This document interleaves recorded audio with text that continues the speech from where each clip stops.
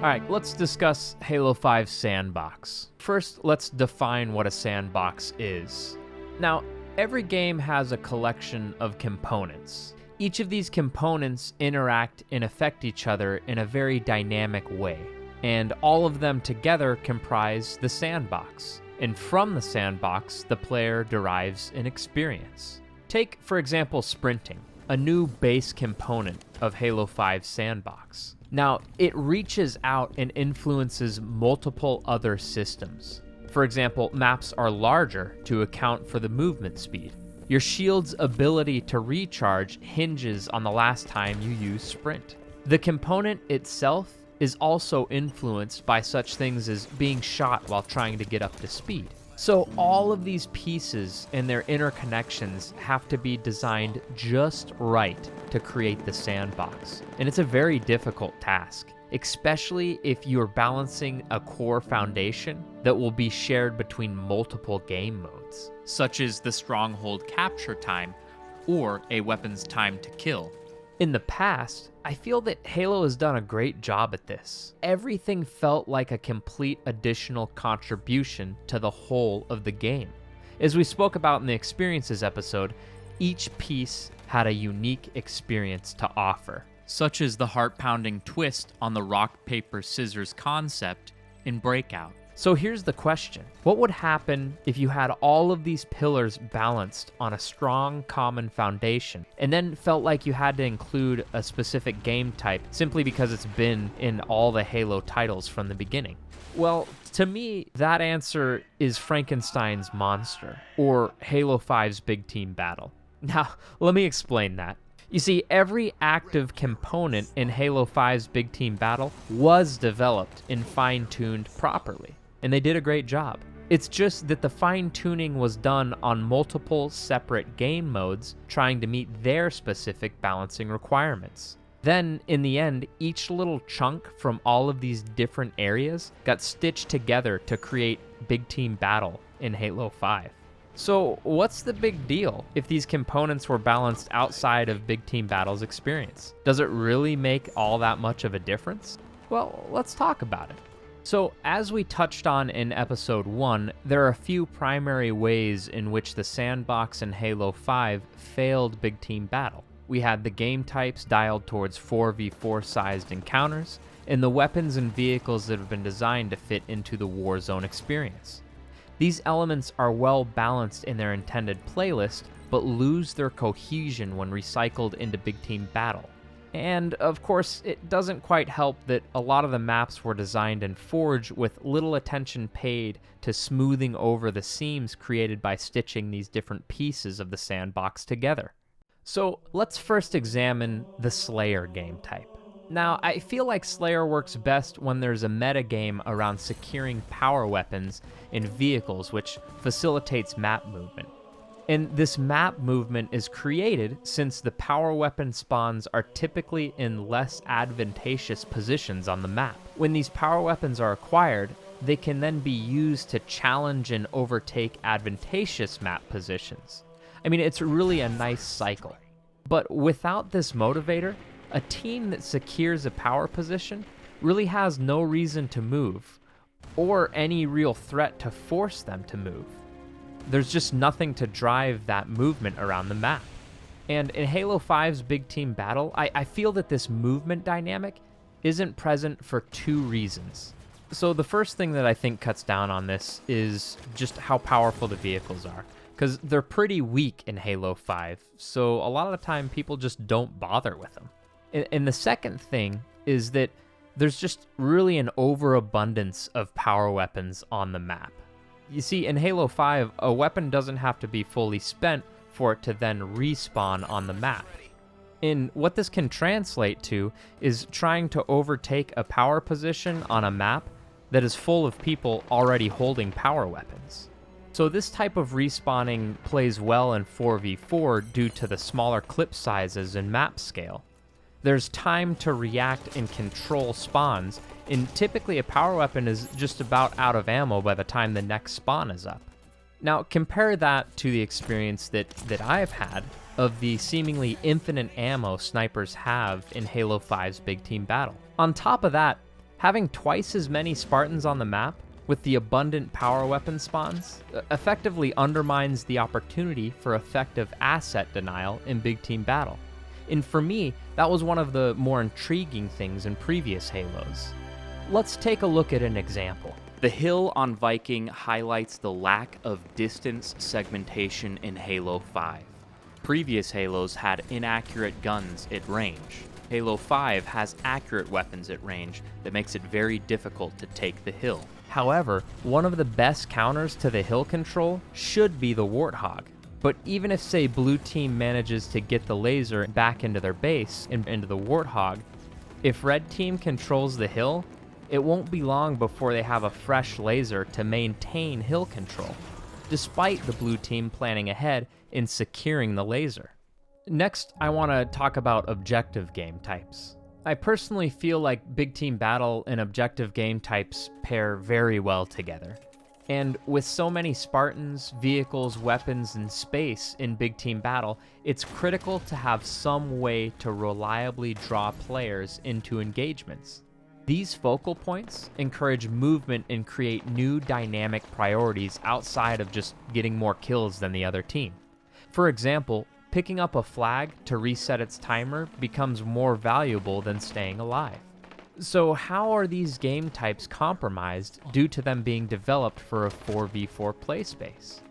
Now, this one's a bit of a tough one, and that's because this would require 16 players that were committed to iterative design to get solid answers. I have a hard enough time trying to get 16 players to test a map once, let alone working through lots of game type tweaks. So I'm just going to throw some things out there for us to consider.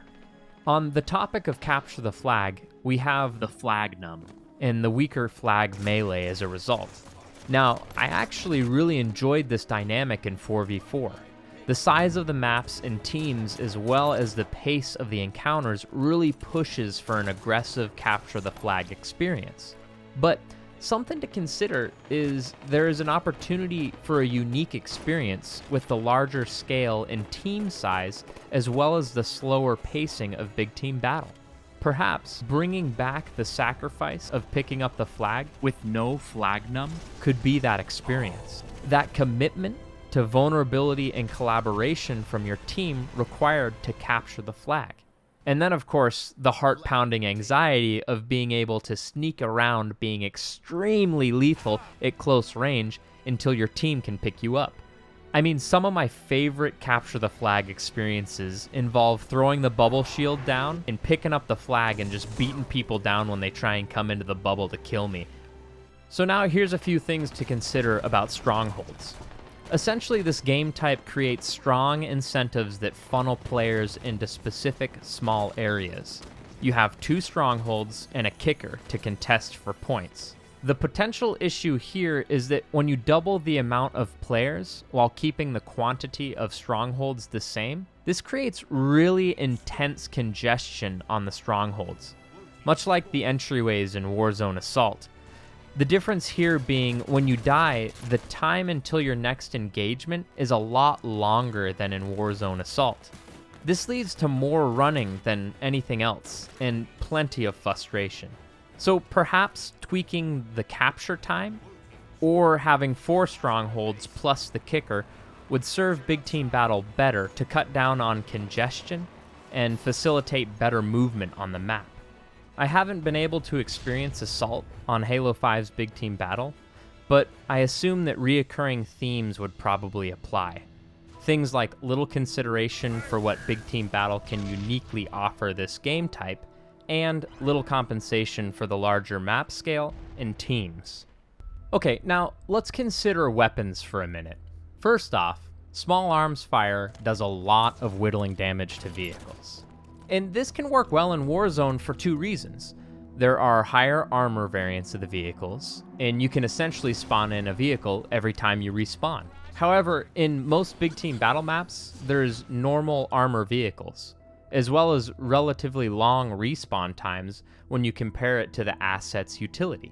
I mean, when a team of 8 can down a Warthog in under 2 seconds with the weapons that they spawn with, there's probably an issue there. Now, let's look at the upper tier power weapons, which in my opinion are just not designed at all for big team battle. Traditionally, weapons that have high utility against vehicles have clear indicators to alert the occupants of potential danger, which is just good game design. Let's take the example of a sniper rifle. Think of that feeling that you get when you're running along minding your own business, and then all of a sudden, boom, a sniper takes your head clean off from across the map. It's frustrating because you had no way to counteract it and didn't even know it was going to happen. Now, pretend your respawn takes 10 times longer, because it's going to be at least 30 seconds before you can get back into the vehicle you were just powerless to protect. Just like how the sniper has a lens flare as an indicator in Halo 5, every single weapon that had utility towards a vehicle had an indicator in the past. I mean, in Reach, if you were flying a Falcon at the Spire and a dude fired a rocket from the Banshee, you could hear it launch. I mean, most times you didn't even have time to react, but at least you saw it coming. But now, we have weapons like the Hydra and the Railgun. No real indicator to vehicles, but high utility for maximum frustration. And finally, let's just briefly talk about map design. Map design is absolutely critical. Through it, we can highlight the positive aspects and downplay or even design out the negative pieces. The original crop of big team battle maps were designed by people that were just getting used to the sandbox of Halo 5. As new maps have been added in, some do a better job of managing the issues of Halo 5 in big team battle more than others. But I feel it's really important to think about what makes big team battle a unique experience, and to focus all of our level design effort towards those ends. Now, to me, this means focusing on the Warthog and downplaying any negative aspects inherited from other playlist design needs. So all of these things that we've been talking about are built into the sandbox. It is the playground that 343 gave us.